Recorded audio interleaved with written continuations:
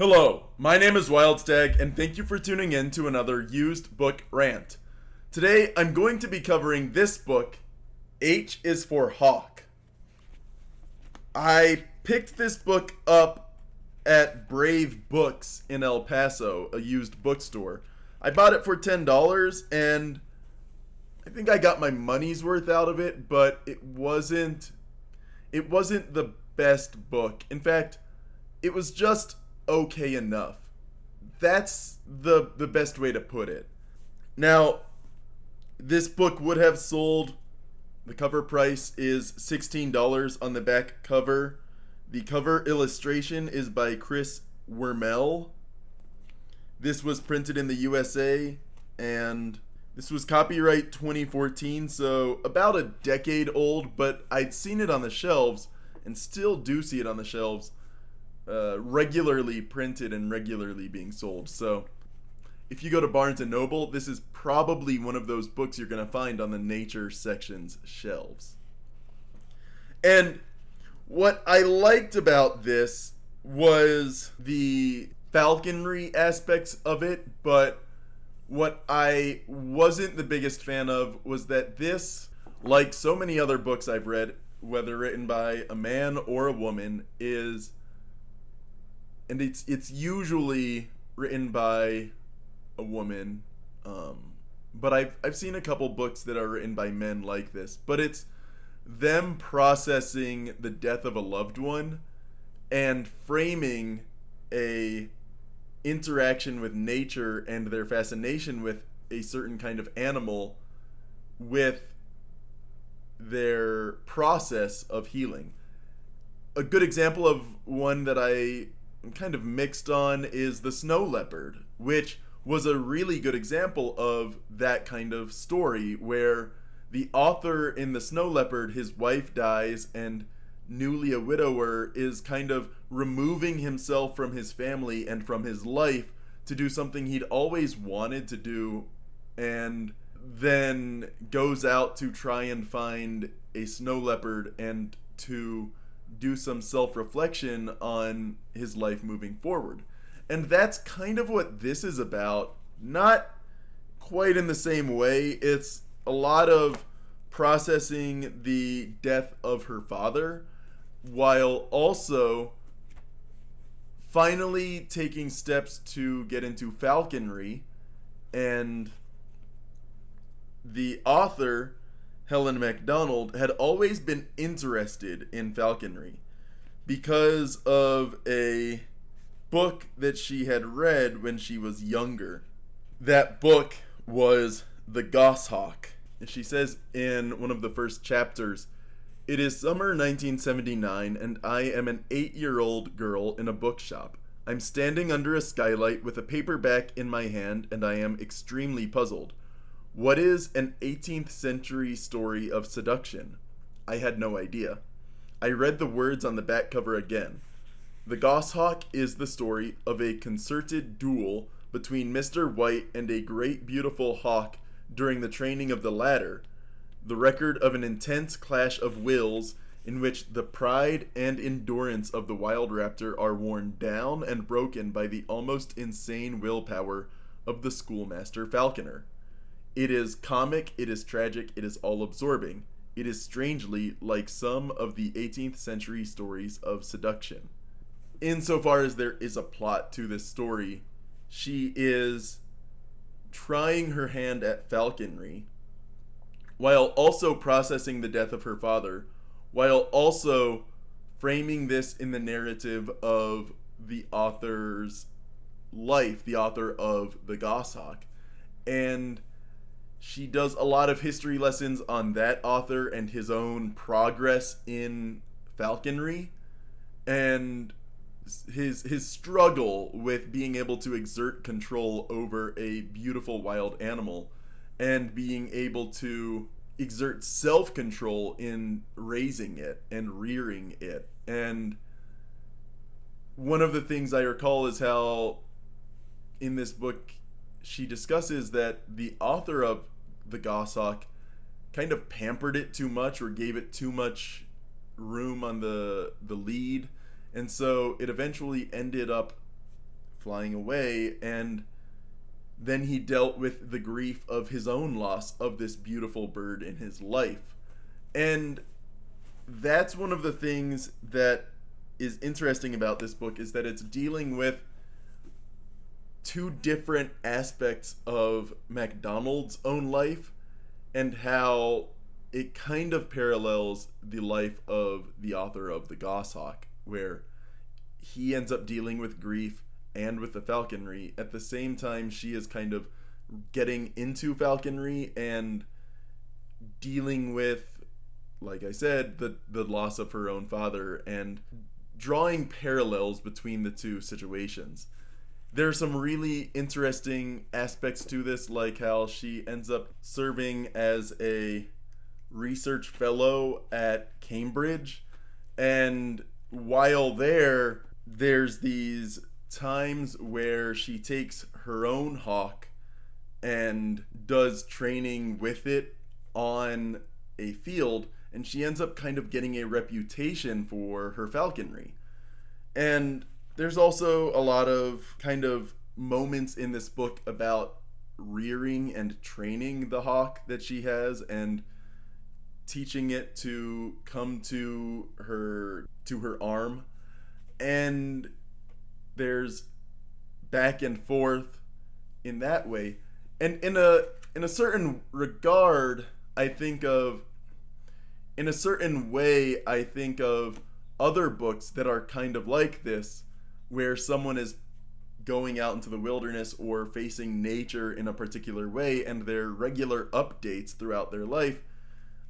Like One Man's Wilderness, he's constantly updating the reader on what he's doing day in and day out. And this, it's not as descript as he was in One Man's Wilderness, but Helen does show us what raising this bird looks like.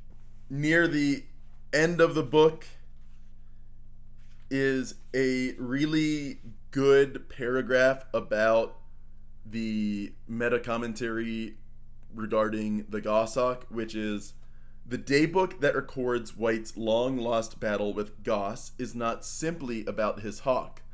Underneath it all is history and sexuality and childhood and landscape and mastery and medievalism and war and teaching and learning and love. All those things were going to be in the book he was writing about the hawk. When the hawk was lost, he abandoned the attempt, but not entirely, because the book, in a different form, was still being finished, and the hawk would not be lost forever. A bit later, there's this discussion about her own goshawk, Mabel. It is 27th of February, and I'm feeling distinctly wobbly. Tomorrow I'll be driving Mabel to my friend Tony's house. He's a very old friend of mine, a gifted falconer, and a deeply generous man. He lives with his family in a little lemon-colored house in the flatlands of South Suffolk, half an hour from the sea. I'm looking forward to seeing him, but I'm wobbly all the same because this will not be a flying visit for Mabel. Tony's giving Mabel a spare aviary for the molting season. Tomorrow I'll be driving back here and leaving her behind. I have to do it. It's time for her to drop all her feathers one by one and grow new ones. She needs to be fat and full of food to grow her new plumage, so all week I've been giving her as much quail and pheasant as she can eat. She's round as a turkey now, and part of me has been waiting for her to get wild. A fat goshawk is a wild goshawk, say the books. They are wrong. Of course they are. Mabel's less willing to tolerate strangers in this fed-up state, but she's still as tame as a kitten with me. This morning we played throw and catch with paper balls, and for the last hour she's been snoozing on my fist while I watch bad TV. Right, Mabel, I say. Bedtime. I put her on her perch in the other room, switch off the light, and go upstairs to bed. She sleeps all the way to Suffolk in my car. Tony's house is tucked behind trees on a road between two fields and lines of hedgerow elms. I pull into the drive, take Mabel onto my glove, and walk across the lawn. He comes out to greet me. We walk together to the high, white-walled aviary behind his mews. He unlocks the door and I step through. Her new home is huge. There are bark-covered branches and perches upholstered in astroturf to massage her feet. There is a bath, A chute through which Tony will drop her food, weedy undergrowth, gravel, a nest ledge to lie on, a patch of warming sun, above the wire mesh roof of the Suffolk sky. Well, Mabes, I say, unhooding her. This is your home for the next few months. She looks down at my hand as it pulls each Jess free from her anklets. Now she stands on my fist, wearing none at all. She cocks an eye up to the moving clouds, then examines her surroundings. She follows the line of the roof to the corners, peers at the cinder block foundation walls. For a moment, we are back in the darkened room on that first day of our meeting. I remember that moment when the hawk first forgot me and flinch inwardly at the knowledge that now she will forget me again. I'll see you after the summer's over, I say. Forgetting. Remembering. So yeah, that's an example of the prose and how bittersweet the tone of the book is throughout the entirety of it. And as I was reading that, I found something else which I'm not the biggest fan of, but it is indicative of where people have been and what kind of person owned this book before I got it. And I say that because there's this little pamphlet, The Counsel of Jesus, Prayers for Life's Turbulent Times. And the kinds of things I see here, one, it's an Edmundite mission as a Catholic organization. It says, do the best we can with what little we have to serve those most in need. And this mission is in Selma, Alabama. And there's prayers such as prayers in times of disaster, prayers for generosity, hope, for strength, for feeling afraid.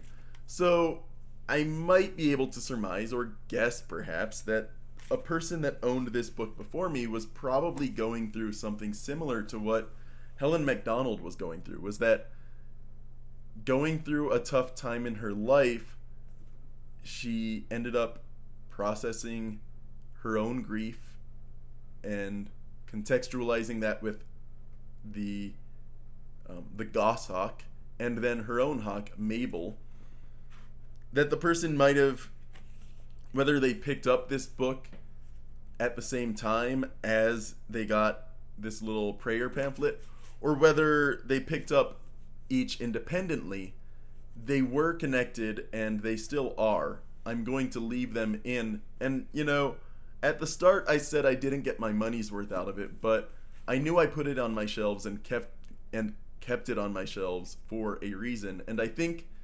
this, like I've shown in other videos, I really love finding old bookmarks or receipts or pamphlets or whatever notes in a book that I purchase, and this pamphlet is going to be something I'll keep in this book and keep on my shelves because this is a story of how it passed along.